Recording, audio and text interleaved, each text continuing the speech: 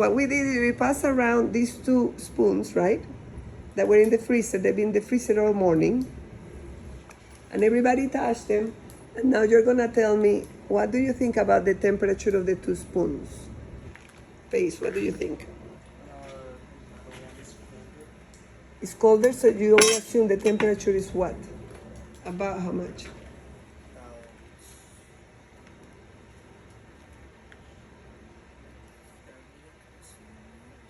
30 degrees, and the spoon is a little warm, it has a higher temperature. No, the other spoon, the wooden spoon. Oh, yes. What do you think? I think the metal one maybe is I also think it's about 30 and the wooden one's maybe 45. Okay, what do you think, Ryan? I think they're the same temperature. You do? Huh. What about you? I think the metal one is like 0 degrees Fahrenheit, and I think the wood is 2 degrees Fahrenheit. I was gonna say metal's 10 and the one's 10 and 20. So what did I say when I first got them out? They came out of the freezer. What is the temperature of the freezer? It's about 0 degrees Fahrenheit, right? So why do you think that this one is above freezing, above that temperature? They're both above freezing, but Not a good conductor, or wait, no, it is. it's been in the freezer the whole year. Should it have the temperature of the freezer? Yeah, if you put it in the freezer, it should be at the same temperature. They're both the same temperature. So Ryan was right. They're both at the same temperature, but they feel completely different. Actually, one of them is painful to hold because it feels so cold. Why is that?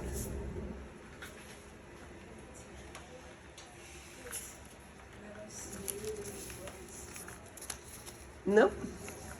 What do you think? What do you think? Do not Google it because then I'll fry you. The metal spoon is a better conductor, so it takes heat from your hand. It spoiled it for me, but yeah. So the metal spoon, metals conduct heat and electricity very well because of those pesky electrons that it wants to get rid of. And what it does is it draws the heat away from you. So you are giving it your heat, therefore you're feeling colder, right? But in reality, they both have the same temperature. This one just cannot rob your heat. And this is kind of an insulator, right? And there are other things like styrofoam. It wouldn't really, you could put a styrofoam in the freezer for a long time. It's not gonna rob your heat very well when it comes out. Although it may be the temperature of the freezer, but it won't rob your heat. All you can do is feel heat flowing. So temperature is the measurement of the average kinetic energy, right? But heat is a flow of energy. Flow of energy. So you can feel your heat moving away from you. We talked about this guy before. So now let's move a little bit more. Heat is the transfer of energy. As you saw, heat was moving away from you. They had some. I assume so, good. Heat is moving away from you. And heat always moves that way. It's not like I'm getting, coldness doesn't move. What you go, it seems to always go from hot to cold. Not cold to hot, but always hot to cold. Temperature, on the other hand, is the measurement of the average kinetic energy.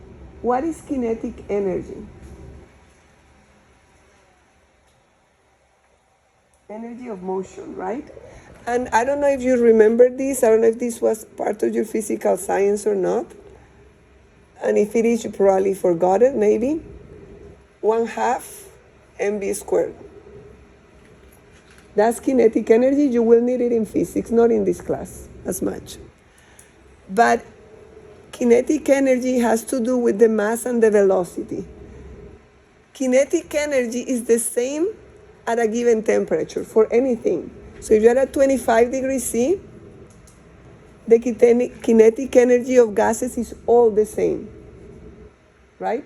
Because it's only dependent on temperature.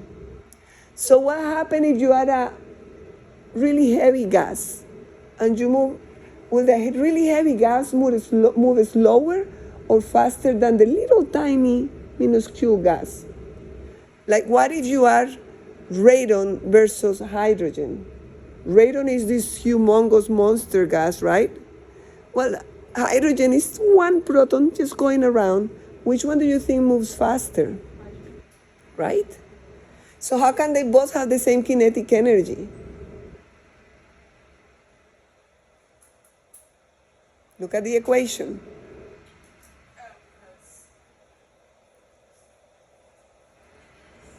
What did you say, sweetie?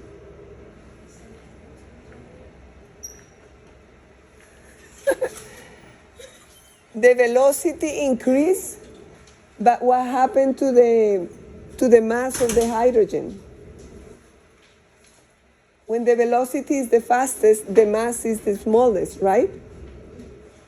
Hydrogen is really fast, but it's little tiny. Does that make sense? On the other hand, we said radon. Radon is very heavy, but it moves really slow, right? So although there are different gases, it's good to see everybody. Now you all fit on one side. Now, radon is very heavy, but it's very slow, so they both have the same amount of kinetic energy. So although they move, because people tend to think, oh, hydrogen is going to be just so much hotter. And yes, something that moves faster is normally hotter, but kinetic energy, which is the measurement of temperature, is dependent not only on velocity, it's also dependent on mass. Does that make sense? Yes. So, is everybody here? No. No? Some of you are. I think Bryce was emailing you actually. Oh. Well, we are trying to record it. I am not the best one at recording these videos, and my voice is... Wait, can you go back? Oh, never mind. I'll just look at her. Yes. Another question. Which one? These are both boiling water, right? I have a cup of boiling water and I have a pot of boiling water. Assume the stove is, it doesn't matter if it's on or not, they're both boiling water, right?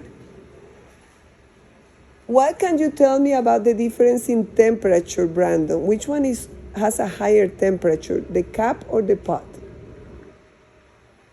They're both boiling. So what would be the temperature of the water in the pot?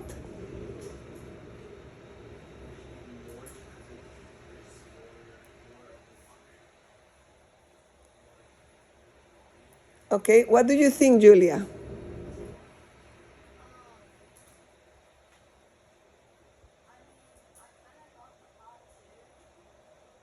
So the water in the pot will be at what temperature? Past the boiling point? What do you think? You see, this is the beauty of small classes. We get to talk to everybody. By the way, having right or wrong answers is not what's important. What's important is then learning what's true, right? And getting it right. This is what you have to, when you get challenged, is a workout for the brain. Up until somebody like him comes and ruins it. Okay. Let me ask everybody else. I'm kidding. Okay, so what do you think?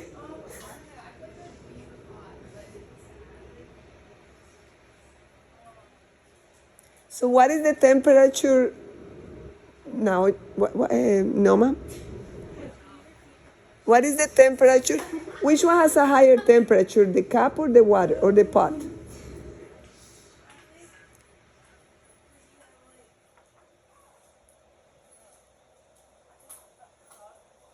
The cup? What do you think? What do you think?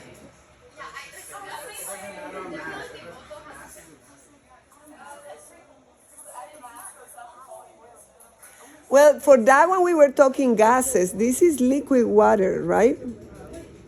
I'm just talking about the difference between temperature and heat, but now we're talking about liquid water. So, Paige, what do you think? I'm talking temperature. They're both boiling. Guess the pot is being like heated up and What do you think, Leah?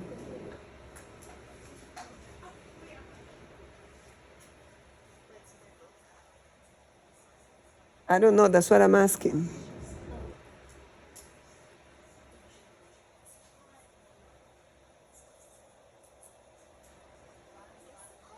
The pot, what do you think, Ryan? Same temperature? So what is the temperature of the boiling water here?